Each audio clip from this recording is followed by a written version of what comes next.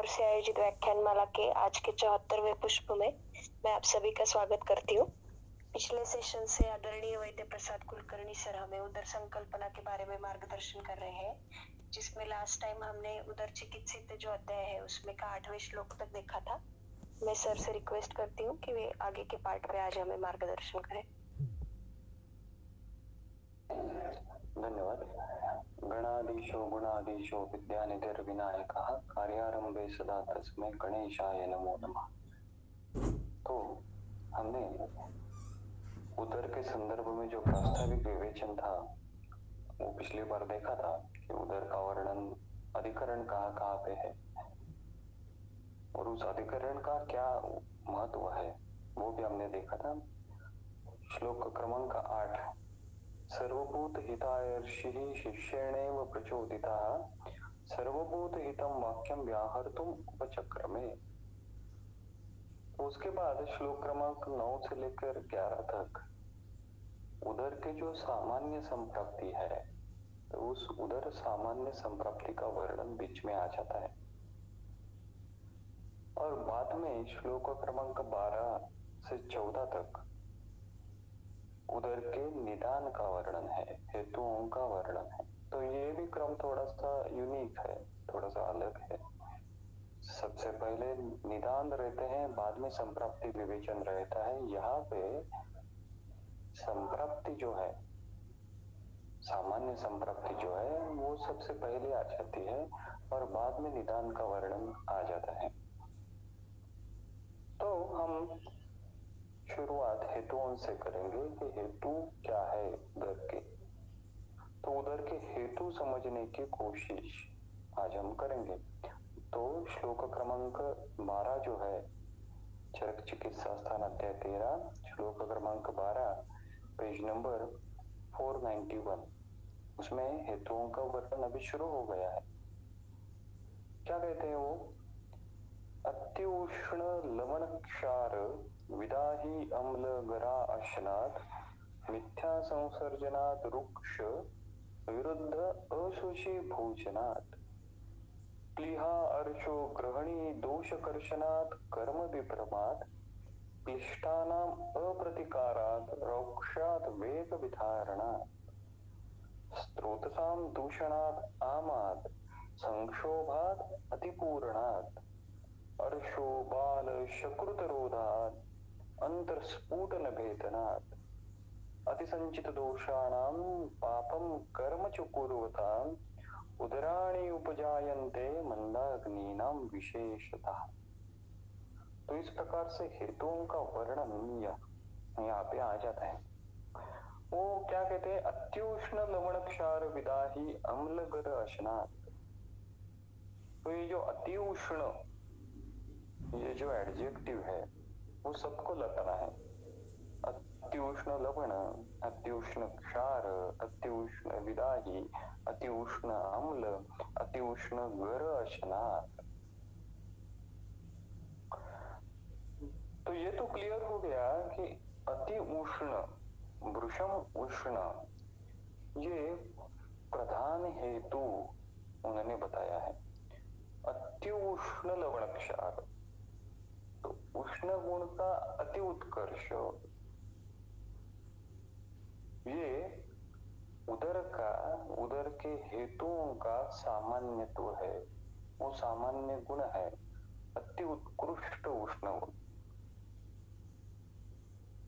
जैसे हर गुणों का हम सुपरलेटिव डिग्री में डिवाइडेशन करते हैं, उष्ण, उष्णतर, उष्णतम, तो ये उष्णतम गुण हो गए। और ऐसे उष्णतम गुण जो है वो रुग्ण अगर निरंतर सेवन कर रहा है तो अत्युष्ण लवण क्षार। वैसे देखा जाए तो लवण और क्षार ये समान धर्मी है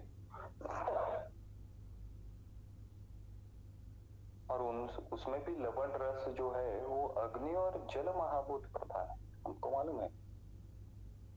तो इसीलिए जब अत्युष्ण लवण का अतिसेवन हो जाएगा तब उष्ण और तीक्ष्ण ये गुण बढ़कर पित्त और रक्त का प्रकोप हो सकता है।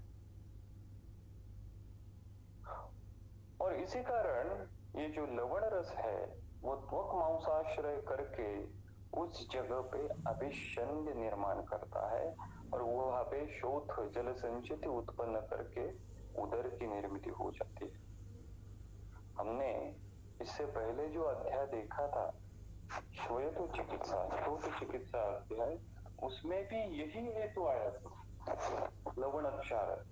ठीक है, चिकित्सा स्थान का जो 12वां अध्याय है उसमें जब हेतुओं का वो वर्णन करते हैं तो सबसे पहला हेतु क्या आता है कि श्लोक नंबर जो 5 है चिकित्सा स्थान के 12वें अध्याय में, उसमें शुद्धामय भक्त पुरुष बलानाम क्षारम्ल तीक्ष्णोष्ण गुरूप सेवा, वहां पे भी क्षार अम्ल उष्ण इन हेतुओं के सेवन का वर्णन है। क्षार अम्ल लवण उष्ण ऐसे हेतु अगर कृश और अबल व्यक्ति ने अगर किए, कृषित व्यक्ति ने अगर किए तो उससे क्या हो जाता है, उससे उन हेतुओं से बाह्य शिरा प्राप्य इस प्रकार की दोषों की संचिति होकर शोथ की निर्मित हो जाती है। हेतु एक ही है, लवण क्षार अम्ल, शोध में भी वही है, उदर में भी वही है, लेकिन शोध में उस हेतुओं को स्पेसिफिसिटी उन्होंने दी कि ये हेतु बाह्य शिरा प्राप्त हो जाते हैं, और उदर में यही हेतु क्षार अम्ल लवण जो दोष प्रकोप के हेतु है, ये तो व्याधि दृष्टि के हेतु नहीं है, ये तो व्याधि कारक हेतु नहीं है, ये दोष प्रकोप के हेतु है। तो ये क्षार अम्ल लवण इन हेतुओं से क्या होगा, जो दोष प्रकोप होगा उस दोष प्रकोप को गामित्व त्वक मांसांतर इस जगह पे हो जाएगा। तो अगर स्थान बदल जाता है, एक जगह पे हेतु वही है, उसने बाह्य शिरा प्राप्त किया तो उस हेतुओं से शोथ की निर्मित हो गई, और उसी हेतु से दूसरी जगह पे उदर की निर्मित हो गई। तो अगर स्थानांतरगतत्व आ गया तो उस स्थानांतरगतत्व के कारण लक्षणों की अभिव्यक्ति बदल गई। जो हमने श्लोक देखा था, स एव कुपितः दोषः समुत्थान विशेषतः स्थानांतरगतत्व चैव जनयति आमयान बहुन, जो त्रिशोती अध्याय है उसमें हमने ये श्लोक देखा था। तो सवाल उत्पन्न हो सकता है कि अगर हेतु एक ही है तो उस हेतु ने स्थानांतरगतत्व क्यों किया, एक रुग्ण में वो बाह्य शिरा की जगह पे क्यों गया और एक रुग्ण में वो जो हेतु है वो त्वक मांसांतर कुक्षी स्थित क्यों हो गया। जैसे रहता है ना कई बार कि दिवास्वाप या फिर दुग्धजन्य पदार्थों का सेवन, अव्यायाम, ये हेतु दो प्रकार के रुग्णों में रहते हैं, लेकिन एक रुग्ण को जीर्ण प्रतिशय होता है और एक रुग्ण को इंक्रीज ब्लड शुगर लेवल, इस प्रकार की पैथोलॉजी देखी जा सकती है। ऐसा क्यों होता है, वे अभिव्यक्ति क्यों बदल जाती है हेतुओं के द्वारा। हेतुओं से होने वाला दोष प्रकोप तो एक ही है, दोनों जगह पे कफ का प्रकोप होने वाला है। अभी यहाँ पे क्षार अम्ल लवण से तो किसका प्रकोप होगा, वो तो पित्त का प्रकोप होगा, क्योंकि उन्होंने अत्युष्ण ये यहाँ पे स्पेसिफिसिटी बताई है। तो उष्ण गुण से क्या होने वाला है, कफ और वात तो उतने नहीं बढ़ने वाले, पित्त बढ़ने वाला है। तो ये पित्त प्रकोप जो होगा वो दोनों जगह पे कॉमन होगा, शोथ में भी कॉमन होगा, उदर में भी कॉमन होगा, लेकिन ये अभी दोषों को जो स्थान गमत्व है, उनका जो गामित्व है वो कौन डिसाइड करता है। ये स्थान बदल क्यों हो जाता है, तो उसका एक रीजन है कि ऑलरेडी उस रुग्ण में जो ख वैगुण्य होता है, उस ख वैगुण्य के कारण ये स्थानांतरगतत्व उत्पन्न हो सकता है। तो स्थानांतरगतत्व उत्पन्न करने के लिए कुछ ताकत जो रहती है, कुछ प्रभाव जो रहता है, वो कुछ प्रकृष्ट भाव जो रहते हैं वो हेतुओं में भी रहती है। कुछ हेतुओं के कारण ख वैगुण्य उत्पन्न होता है, और दूसरा इम्पोर्टेंट महत्वपूर्ण कारण उस रुग्ण का जो पूर्व व्याधि इतिहास है, उस पूर्व व्याधि इतिहास के कारण उस रुग्ण में उस स्रोतस में अगर ऑलरेडी ख वैगुण्य उत्पन्न हो रहा है, तो वो दोषों का गामित्व, हेतु वही है, दोष प्रकोप भी वही है, लेकिन वो दोषों का गामित्व बदल जाता है और अभिव्यक्ति चेंज हो जाती है। तो इसीलिए उन्होंने अत्युष्ण लवण क्षार, फिर अम्ल, तो अम्ल रस के सेवन से भी, अति सेवन से भी पित्त और रक्त इनका प्रकोप हो जाएगा। और उसी प्रकार की पैथोलॉजी होगी जिस प्रकार के क्षार अम्ल लवण से होगी, क्षार लवण से होगी। तो देखिए, रक्त पित्त में भी यही हेतु रहते हैं, शोथ में भी यही हेतु रहते हैं, उदर में भी यही हेतु रहते हैं। लेकिन रक्त पित्त में इस निदान सेवन के बाद पैथोलॉजी अपना रास्ता बदल देती है। से उष्णमणा द्रवो धातुर धातुर धातु प्रसिद्धते, उसने अपना ट्रैक चेंज कर दिया। स्टेशन से तो गाड़ी निकल पड़ी, लेकिन उसकी पटरी अब अलग हो गई, तो रक्त पित्त संप्रप्ति हो गई। तो ये जानने की बात है। तो अत्युष्ण लवण क्षार विदाही, तो बार बार विदाह उत्पन्न होना, ये भी पित्त प्रकोप का, ये भी दोष प्रकोप का, और आगे जाके यही उदर का हेतु, ऐसा उन्होंने कहा है। तो जो सुश्रुत सूत्र स्थान का जो 21वां अध्याय है, उसमें वो कहते हैं कि जो विदाही का वर्णन वहां पे आता है, तो उस पर डल्लनाचार्य जी की कमेंट्री है, वो भी पढ़ने लायक है। तो आप घर पे बाद में पढ़िए।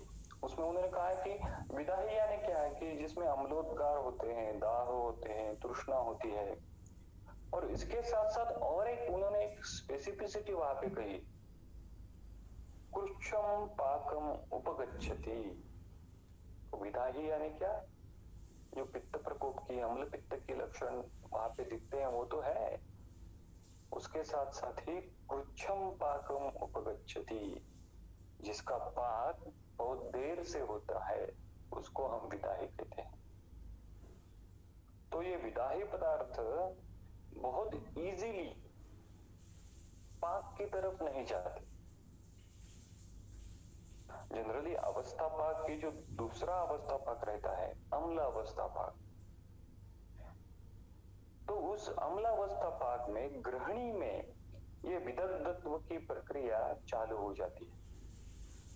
अन्न वहीं पर ही पड़ा रहता है, वो कृच्छम पाकम उपगच्छति नहीं होता, वहीं पे ही पड़ा रहता है, पचने के लिए बहुत समय लेता है। और अगर अन्न वहीं पे ही पड़ा रहेगा, तो शरीर जो रहता है अपना, वो नेचुरली उस शरीर की रिएक्शन क्या रहेगी, तो शरीर रिएक्शनरी मैकेनिज्म के अंतर्गत सोचता है कि चलो इस अन्न जो है अभी गृहिणी में बहुत समय तक पड़ा है, तो इसका तो पाक करना चाहिए, लेकिन उसका पाक तो नहीं हो रहा, इसलिए शरीर रिएक्शनरी मैकेनिज्म के लिए वहां पे अपना बहुत सारा पित्त सिक्रेट कर देता है। वो गृहणीस्थ जो पित्त है, उस पर पित्त का, गृहणीस्थ जो अन्न है उस पर पित्त का बहुत सारा प्रचंड, क्या कहते हैं उसको, अटैक किया जाता है। वो क्यों किया जाता है, क्योंकि उसका पाक करना है, वो तो पाक नेचुरली प्रोसेस से नहीं हो रहा, इसलिए शरीर खुद ही कोशिश करता है कि चलो मैं अभी इस अन्न का पाक करने का प्रयास करता हूं, और उस प्रयास में वो पित्त सिक्रेट शरीर करता है, और ये ट्रिमेंडस ज्यादा क्वांटिटी का पित्त गृहिणी में आकर वो अन्न पाचन करने की, पक्व करने की प्रक्रिया करने का प्रयास करता है। और इसी कारण उस जगह पे अम्लत्व और बढ़ता है, पित्त गुण वहां पे ज्यादा बढ़ गया, पित्त दोष वहां पे ज्यादा आ गया, तो अम्लत्व वहां पे बढ़ गया, और पित्त प्रकोप होने के कारण